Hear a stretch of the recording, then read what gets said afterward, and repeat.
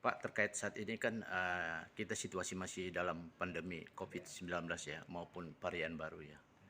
Nah, untuk saat ini hilir mudik kan tetap berjalan nih. Ya, Nah, tapi sampai sejauh mana terkait dengan ketenaga kerjaan? ya untuk tenaga kerja memang karena situasi ini artinya kita mempertahankan tenaga kerja yang ada supaya tidak dilakukan pemutusan hubungan kerja. Tetapi kita tidak menutup kemungkinan posisinya adalah angkatan kerja baru, angkatan kerja yang memang posisinya belum mendapat pekerjaan. Nah ini yang menjadi tantangan kita ke depan, bagaimana kita membuka kesempatan kerja maupun peluang kerja agar uh, tingkat pengangguran terbuka kita menjadi menurun. Kita mengetahui bahwa tahun 2020 tingkat pengangguran terbuka kita meningkat, yang dulu 4.000 menjadi 8.000. Ini kan disumbang karena ada banyak tenaga kerja yang sebenarnya punya pekerjaan menjadi tidak bekerja karena situasi pandemi ini. Nah, kita berupaya agar perusahaan-perusahaan yang ada di Kota Barat membuka peluang-peluang kerja dan kesempatan kerja agar tenaga kerja kita yang memang belum mendapat pekerjaan memperoleh kesempatan untuk bekerja. Kalau kita berbicara untuk tenaga kerja yang sudah terdaftar di masing-masing perusahaan itu kurang lebih berapa Bang jumlahnya untuk saat ini? Tenaga kerja informal kita itu sekitar 80.000. Jadi kalau kita bicara yang bekerja baik formal maupun informal itu kan 160.000 yang di Kota Barat. Jadi yang formalnya sekitar 80.000. Jadi di luar itu adalah informal. Nah, dari uh, yang pekerjaan formal itu kita memantaunya dengan kepesertaannya dalam BPJS Ketenagakerjaan. Nah, dalam BPJS Ketenagakerjaan data yang ada kita sekitar 53.000. Jadi ada bias sedikit antara data tenaga kerja formal dengan kepesertaan BPJS Ketenagakerjaan. Nah, ini menjadi tantangan kita ke depan bagaimana seluruh tenaga kerja kita itu mendapat perlindungan dari pemerintah melalui BPJS Ketenagakerjaan. Kalau kita berbicara tenaga kerja, ini dominannya apakah di perusahaan perkebunan, perkayuan, atau apa Bang? Sementara di tempat kita dominannya di perusahaan perkebunan. Perkebunan. Ya. Bang, sedikit lagi terkait dengan rencananya. Mungkin ini kan kemarin ada yang pulang duluan ke Jawa, tenaga kerja ini. Nah, untuk saat ini jika mereka datang, walaupun ini kan jadwal ini kan dibuka ditutup dari tanggal 6 sampai tanggal 17. Ya. Ternyata mungkin di atas tanggal 20 ada yang berdatangan nih. Nah, antisipasinya bagaimana ini, Bang, untuk Dinas Tenaga Kerja? Jadi memang sebelum Lebaran kan ada himbauan dari Kementerian Tenaga Kerja agar uh, membatasi tenaga kerja yang mudik maupun yang ambil cuti, itu membatasi.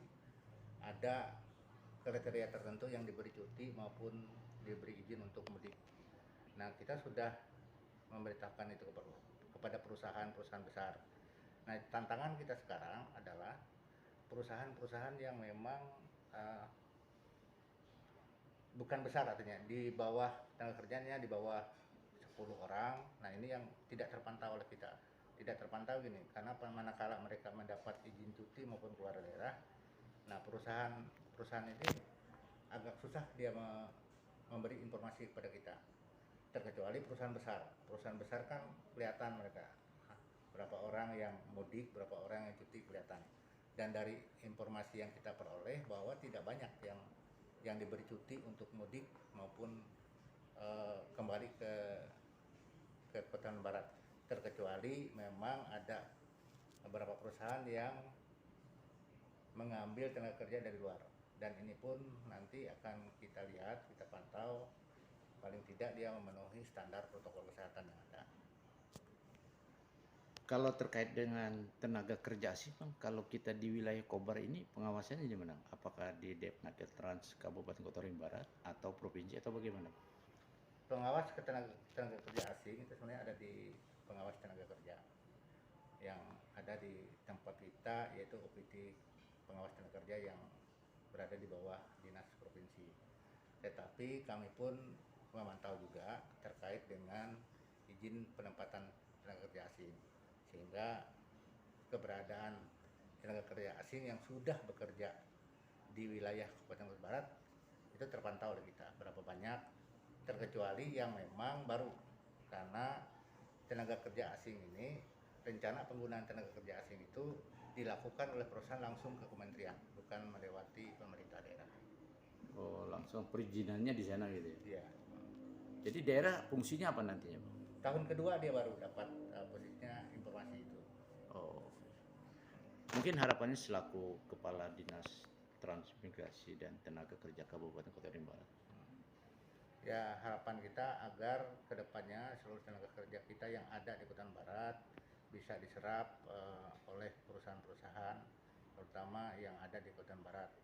Uh, Jangan sampai nanti tenaga kerja kita yang ada sendiri yang di Kabupaten Kota Barat tidak terserap, dan perusahaan-perusahaan yang ada malah mengambil tenaga kerja dari luar.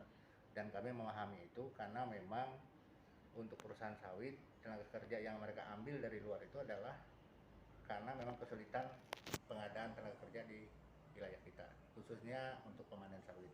Tetapi memang itu menjadi tantangan untuk kita ke depan. Jadi pada intinya agak kesulitannya di situ ya, Bang. Iya, betul.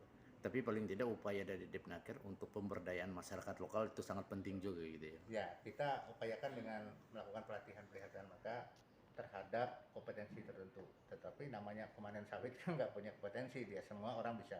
Oh, iya. Oke, Bang. Demikian wawancara kami sekilas kepada Kepala Depnaker Kabupaten Kota Barat.